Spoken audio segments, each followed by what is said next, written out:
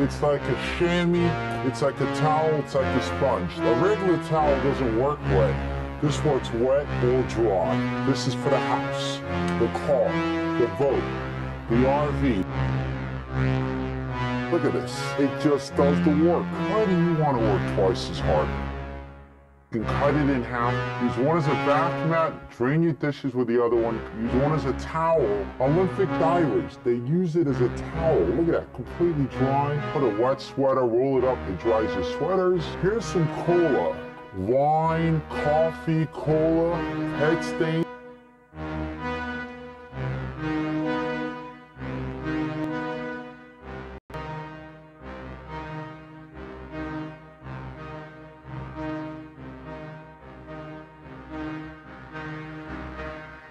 This is the Korg SQ1. It's simple, it's elegant, and I think it's beautiful. It's got a utilitarian look to it, and it sort of functions exactly as it should. It has just enough features, but I don't know, it's hard to explain. It's so simple that it works well. I'd admit that I fall victim to marketing how many features something has. I mean, without pointing fingers, let's just say. So really, this is a very pure analog sequencer. The SQ1 is sort of an ode to or a follow-up to the original SQ10. The original SQ10 was a sister sequencer to the Korg MS-20 that came out in the late 70s. It was the same shape. It could sit next to it or on top of it. It was a triple 12-step sequencer where two of the sequencers could be linked together. And this part here is really a an evolution of that, where you've got these two sequencers and you can play them together as one or independently. I think this dial is even like styled after it and very similar. So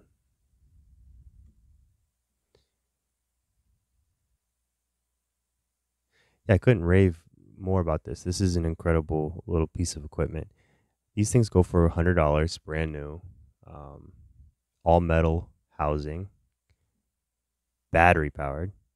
You guys know how I like my battery powered gear. So alternatively, it could be powered by this old USB-A. I think this is a USB-A. Anyways, look at that little guy. Probably can't see it too well with my light on, but yeah, I just powered it up on batteries. Coolest things that this can do. It feels like a Korg trademark, and I might be wrong in saying that it was pioneered in this device, but it's found in the Volcas and some of the other Korg gear. And what that is this active step. So your typical sequencer, you can set a last step, meaning, for example, using this top row here. Not sure if you can see that. I turned these two off, right? So now our 8th step becomes a 6th step. And I'm going to turn off the lights here actually, so you could hopefully see the this advancing. Let's see here.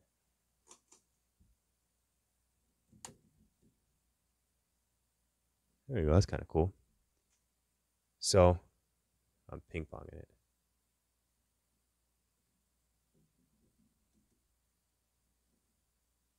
So 6 steps and it resets. That's very typical. So what Korg did here was the active step. The active step says that it's not about a reset. It'll play the steps that are activated. So you would see some sequencers that might have a start step. So not only could you change the last step, you could also change where it starts from, right? But Korg one-ups that and pretty much does something that I think is unique and really cool to Korg by being able to select the steps.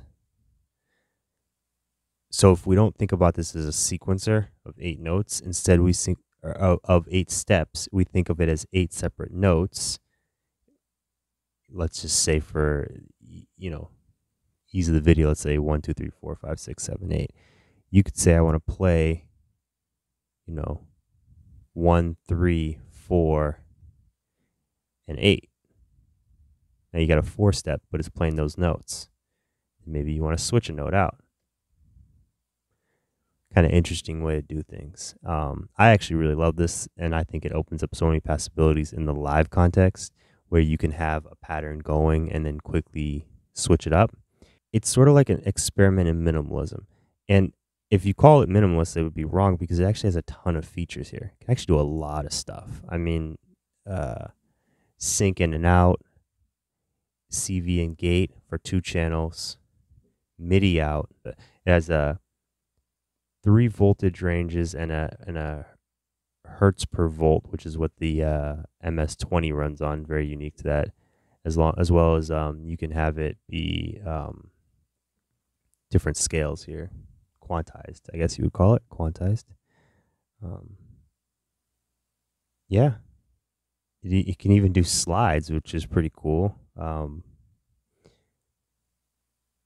Without listing out this, so calling this minimal and then saying how much stuff it can do is kind of counterintuitive, right? Like it does all this stuff, but yet I'm calling it minimal. The reason I'm calling it minimal is because if you take a concept of a sequencer and you boil it down to its very basic form, and so if we look at all sequencers out there, the majority of them, they're all 16-step sequencers. So if we look at a 16-step sequencer, that can be split into 2 8s, you're basically starting with this very simple thing, a single 16-step sequencer. And then they found a way to cram so much into this unit without making it cumbersome or filling this panel with shift functions and stuff like that. So if I'm looking at this, right, we got your 16 knobs, your 16 buttons. We have a stop start. We do have a function or a shift key here. We have our speed and our duty, which I believe is like a gate length or pulse length rather on the gate. And we have a mode button and your play style selector. I mean, I don't know where you could reduce this anymore. It's almost like they said, let's boil this idea of a 16-step analog sequencer down to its pure minimum. And then without overcomplicating the controls or the interface, let's maximize the amount of things it can do with what it has. It's an efficiency. That's what it is. And I really like efficiency. This is a very efficient design. And all in all, this is beautiful design. Once again, like I said, the color scheme, the ode to the past, the shape, the build quality, the fact that it's battery powered, the amount of features that they can put in here without making it feel cramped or complicated. 100%. This is a win. This is an A+ in my book. Without getting too conceptual and deep and out there, just kind of building on that same thing I said about minimalism. There's an artist that I saw some work from that has stuck with me for, 6-7 years, just burned in my head. Mark Rothko. I think he'd be considered an abstract artist. Worth looking up if you've never seen his thing. His art really needs to be experienced in person, so looking at it on the internet might not do it any justice, but you can get the idea from looking at the internet. He has a very interesting story, life story, might be worth your time as well. And so without getting too conceptual and off in that art side, what he does is he takes, I'm going to say a picture of an object or people, and he reduces away the things that aren't important. Well, he sort of reduced it down based on not the item, but maybe the emotion or the message of the photo. So he reduces his work all the way down to just solid colors. And in a way, the same way that his work is beautiful and efficient and striking, feel like this device is really all that. And that is sort of like the highest praise I can give this thing.